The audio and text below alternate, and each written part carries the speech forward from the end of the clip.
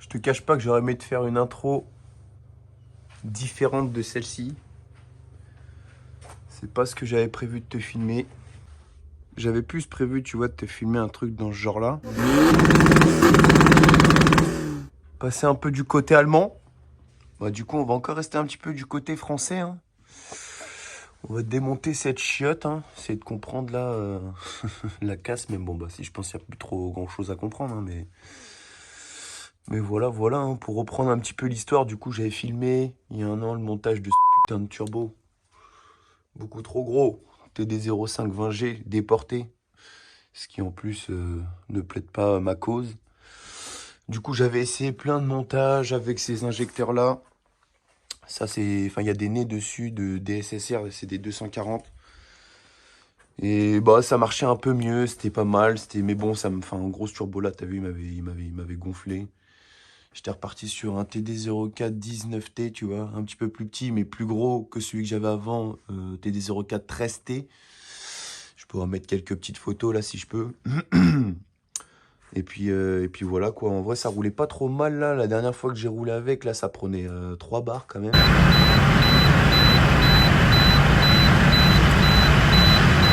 Voilà un petit peu les suites des shows, je pense que je vais vous poser dans un coin, je vais faire quelques accélérés, je vais pas trop montrer la partie des montages moteurs, genre je sors de la caisse parce que ça c'est pas trop intéressant. C'est plus l'ouverture, voir les pièces détruites à l'intérieur, ça c'est plus... Ça va être la partie la plus marrante je pense. Voilà, bon bah c'est parti. Bon bah voilà la bête sortie mon chef. On va se déplumer ça tranquillou. Je suis quand même bien pressé de démonter le carter, voir ce que je vais retrouver là-dedans. Enfin même la bielle, normalement je pense qu'elle est là, tu vois. On va la culasse, voir l'état du piston et tout. Le fameux collecteur. Le fameux collecteur Gesmer là, qui fuit de tous les côtés. Qui fuit clairement de tous les côtés. Mais bon. Bon, de toute façon, je vais virer cette merde et je vais remettre un collecteur d'origine, ça va être mieux. Parce que quand même, collecteur déporté, c'est sympa, c'est beau, c'est utile pour démonter les turbos, pour les changer en vite fait, mais ça te crée quand même du lag, tu vois, le collecteur, il est pas non plus...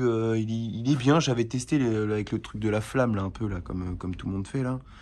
Il était pas trop mal, mais c'était pas non plus un truc top. Puis du fait de déporter, déjà que sur un diesel, t'as pas forcément de régime, bah ça te décale toute ta plage de régime quand même, tu vois, donc bon. On va repartir sur un collecteur simple avec un turbo en dessous, je pense. Enfin, je vais remettre un TD04 à voir.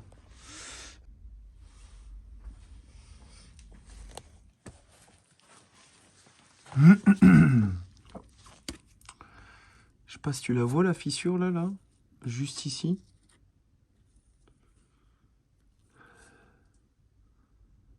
C'est-à-dire que ça a tapé des deux côtés, tu vois. Parce que c'est là que c'est trouvé. Voilà, là, c'est là que c'est trouvé. Ça a tapé de deux côtés, mon chef, et ça a pas... Bah, enfin, le bloc, de toute façon, il est mort. On s'en doutait. Hein. Aberrant, frérot.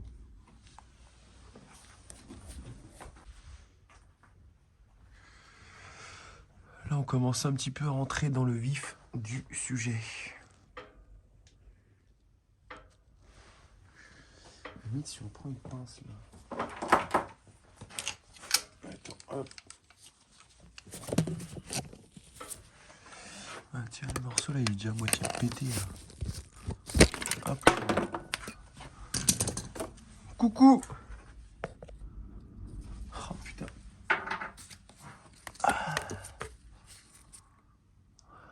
Merde, on voit pas.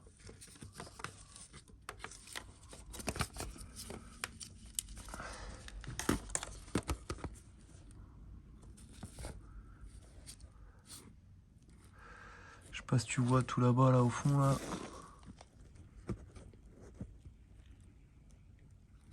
Et ça a frotté. Hein.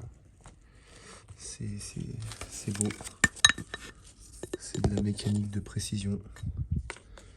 Là, comme ça, moi j'aperçois trop rien de plus, là. Oh, mais le trou, quand même. Bon, là, j'ai enlevé un morceau, mais bon, il était quand même fissuré, tu vois. C'est sympa. C'est sympa. Bon, on va continuer. Bon, ça fait beaucoup de démontage sans trop d'explications, hein. Bah, c'est parce que tout simplement, pour l'instant, j'ai rien à te dire, mec. J'ai rien à te dire. En gros, les projets, là, c'est d'ouvrir le bloc, essayer de voir, t'as vu, juste pour la science. Et puis après, en gros, avec ce truc-là, ce bloc-là, et ce bloc-là, en faire un. Parce que je vais t'expliquer justement après, c'est quoi ce moteur, ça vient de quoi, c'est quoi. Ça, là-bas, je peux te dire que c'est déjà un HDI, tu vois, mais ça, là-bas, c'est un petit moteur tuning, mon chef. Mais du coup, ouais, voilà, là, je vais te faire une petite pause. Là, je vais te démonter ça après. Je vais sortir la distrib, la culasse, histoire de mettre ça vraiment à nu, à nu. Bon, la suite du démontage continue. Là, j'ai déposé l'embrayage, je vois le moteur, histoire de faire encore un peu de place. Et pareil, depuis 25-30 000 bornes que j'ai, le machin, bah, il a quand même bien mangé, hein. Je sais pas si tu vois le trottoir que ça te fait là, franchement, je te jure, c'est ouf. J'ai jamais trop vu ça, tu vois. Et pareil aussi pour le diaphragme, hein. Le diaphragme, il est bien mangé. Le 4 patins, pareil, il arrivait sur les rivets, hein. Tu vois bien les traces que ça te fait là. Il est pas jojo. Il est pas jojo le truc. Donc ça, bah pareil, hein, je pense que ça va être à changer, hein. Là, on est toujours rendu au même point. Ou encore des petits morceaux de métal là, un peu partout, que je rajoute à ma collection. Hop.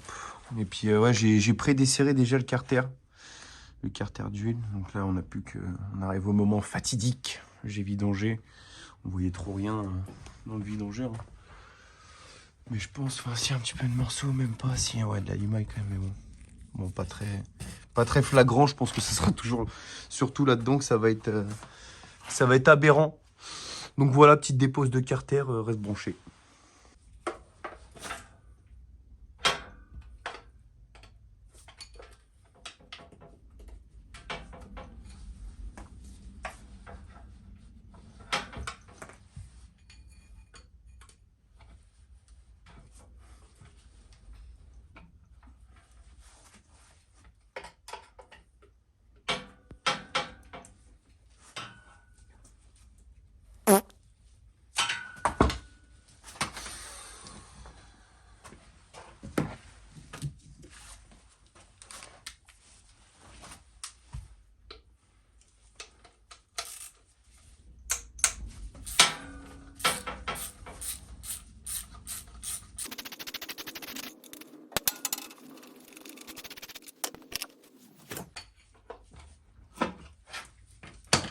Oh bah tiens. Aïe aïe aïe.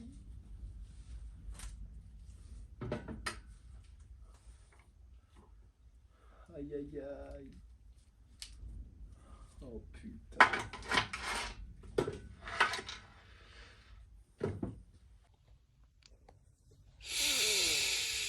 Ah bah là, je crois que c'est fichu, mon copain. C'est carrément mangé, hein. C'est carrément mangé, mon cousin.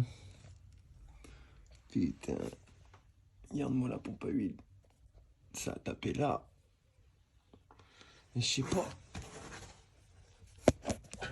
si tu vas réussir à voir tout là-haut.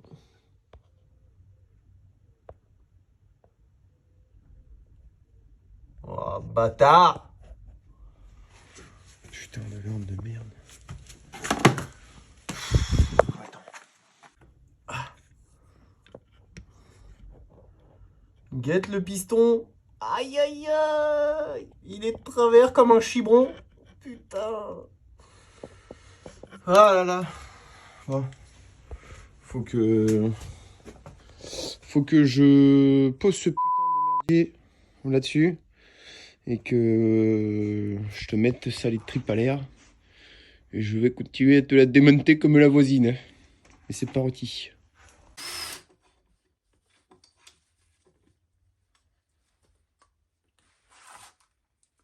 Bah la pompe à huile, elle a cassé pour de bon.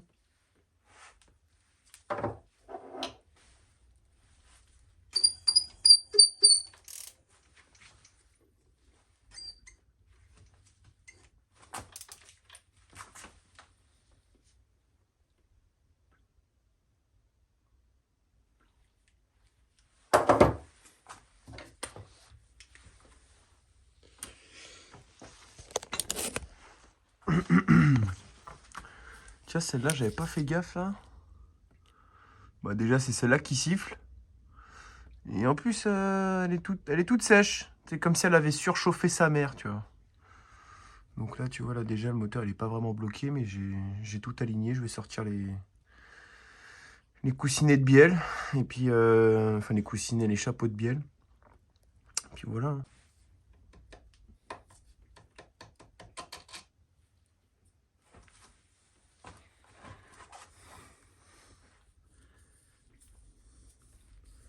Sympa. Je suis le mec qui contrôle, hein, mais bon. En tout cas, le cylindre numéro 1, moi je sais pas c'est lequel, le 1 ou le 4. Mais celui côté distrib, il est pas mal. Il est pas mal.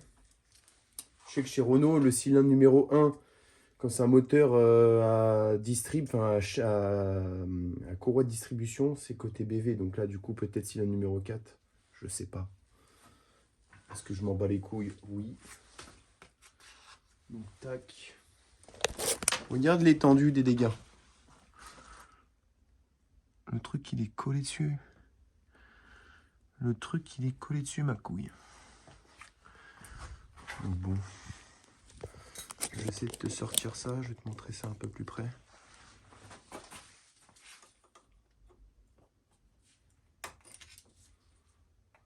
C'est beau. Je sais pas si tu vas voir encore là. Il y a un peu de poussière dedans. Tes mains. Il y a du coussinet tout sec.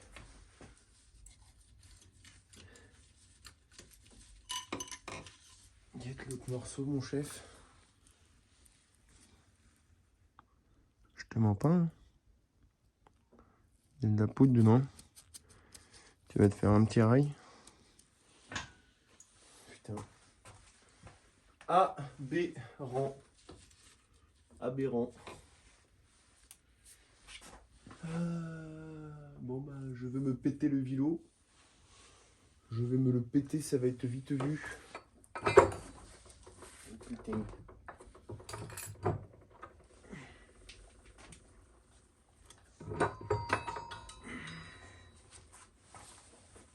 Et hop là. Bon, c'est quand même mieux pour démonter la culasse. Je sais pas ce que t'en penses. Je vais te sortir le cache-culbut, le palier d'arbre à cam. J'espère que l'arbre à cam il a rien, tu vois, parce que bah, j'aimerais bien le récupérer. C'est un stage 1 dessus, tu vois. Donc à voir, à voir, à voir. On va arrêter de discuter.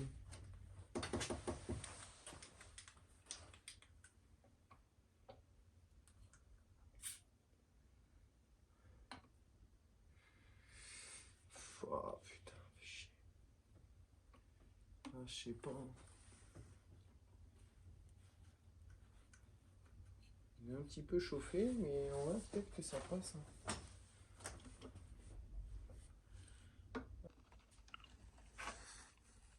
Bon, bah encore une fois, une petite découverte.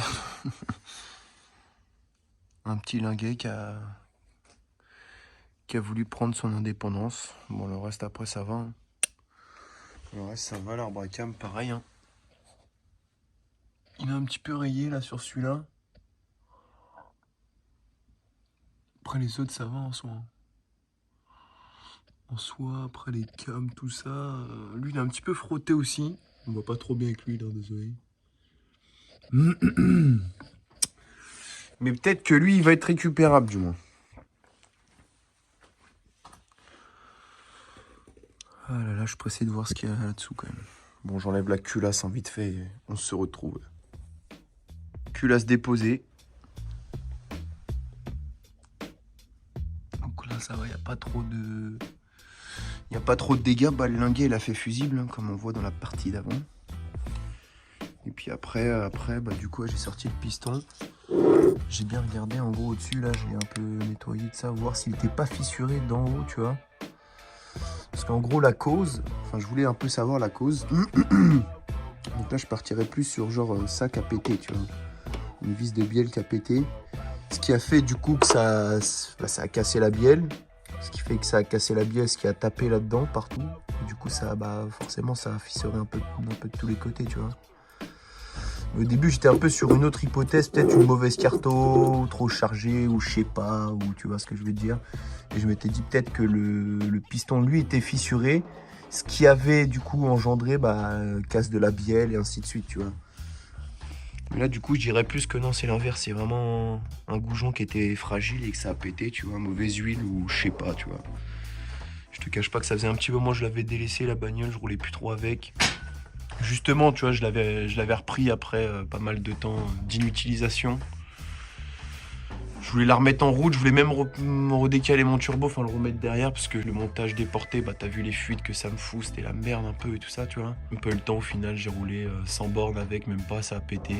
Comme je dis dans la première partie de la vidéo, je t'explique pas trop. Je dis trop rien sur le démontage du moteur de la caisse, parce que, vas-y, c'est pas trop intéressant, je te dis un peu, j'avais un peu un but, c'était voir les causes, les dégâts, même si je savais que tout était flingué, mais voilà, je voulais avoir les réponses à mes questions. Et là, je te dis, je pense que ça vient pas forcément de la carto ou quoi, c'est juste une fragilité du bloc. Sachant que ce bloc a toujours eu du mal à sortir ses chevaux. D'ailleurs, un peu pour l'explication de la casse. J'étais sur une petite voie d'insertion.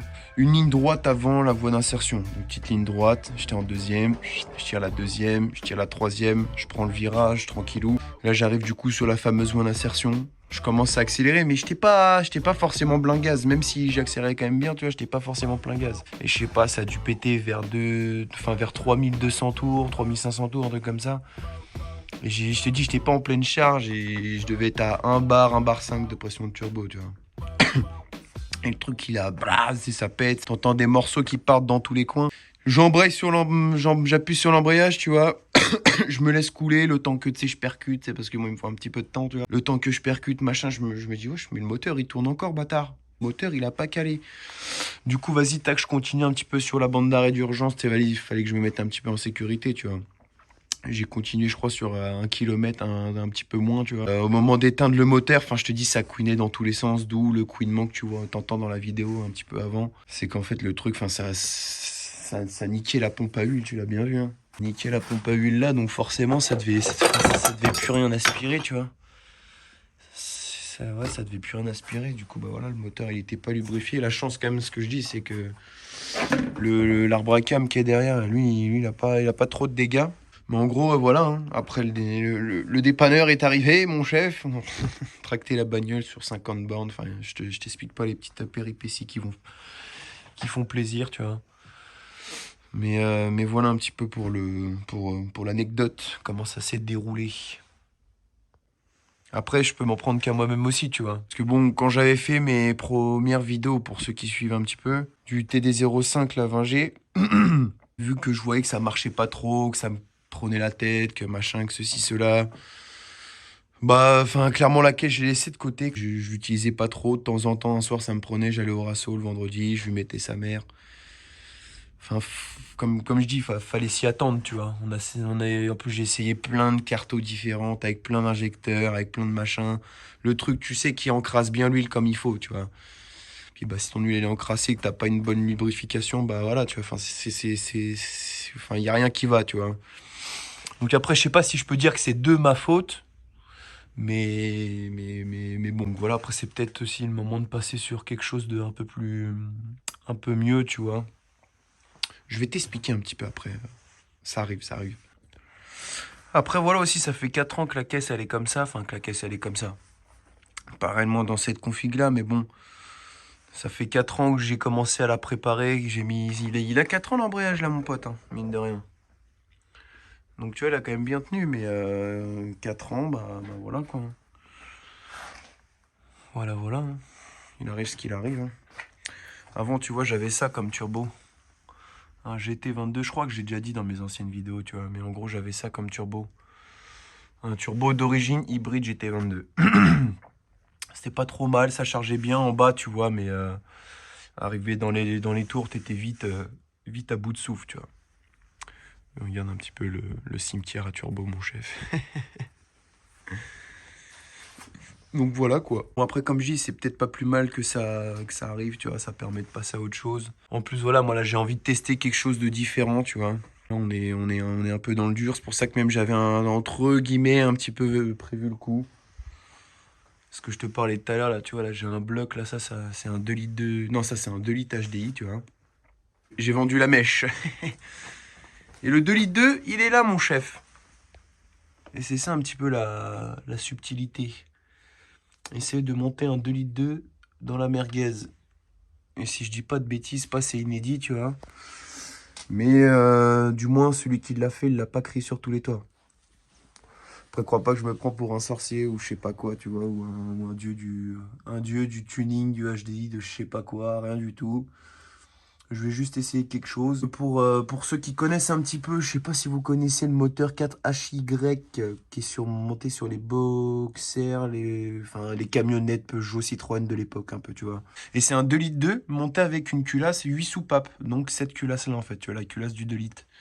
Enfin, du 2 litres HDI. En gros, ce moteur-là, normalement, existe. Après, à voir si ça passe, la boîte, ceci, cela, tu vois. C'est pour ça qu'aussi, je vais te faire un petit peu mon montage couscous en off.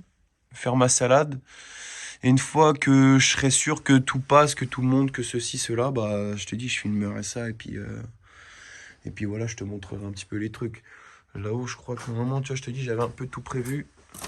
Là-haut, regarde. Regarde ça, c'est pas beau. Là. Tac. Regarde. Piston d'un modèle bien particulier. Toujours un HDI, mais est-ce que tu vois déjà la différence là? C'est pas flagrant.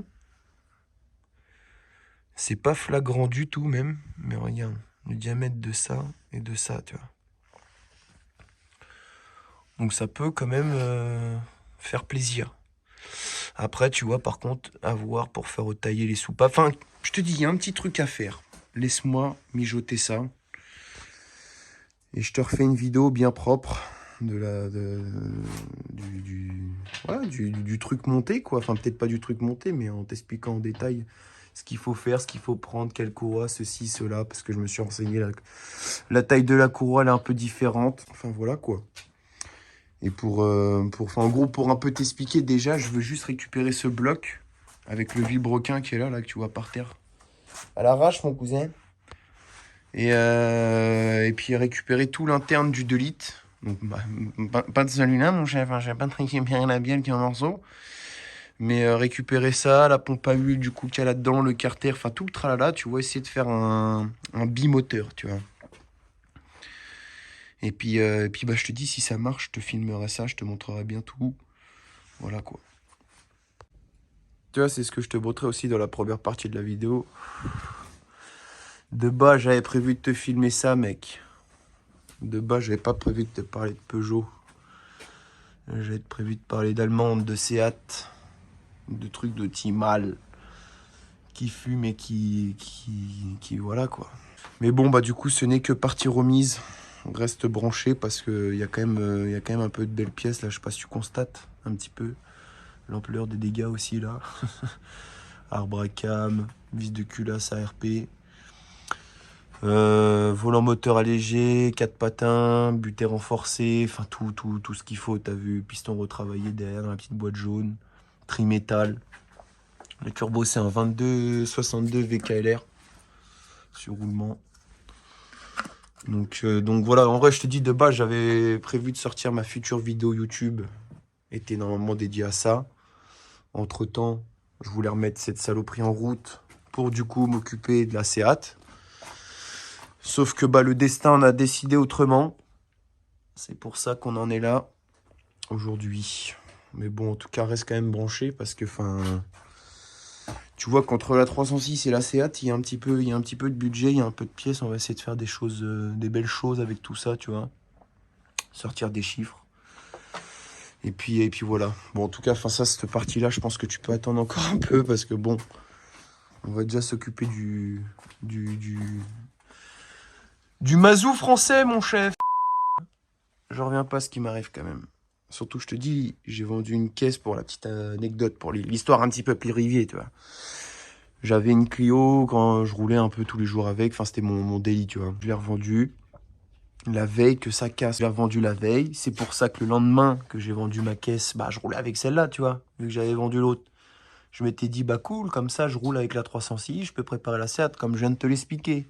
Et bah non, mon pote. Donc bah, vas-y, on recrache les billets, puis bah voilà, hein. On repasse à la caisse. En tout cas, j'espère quand même ce que j'essaye d'expliquer depuis tout à l'heure, mon Dolly hybride, mes couilles, là, ça a marché. Ce serait pas mal, ce serait inédit.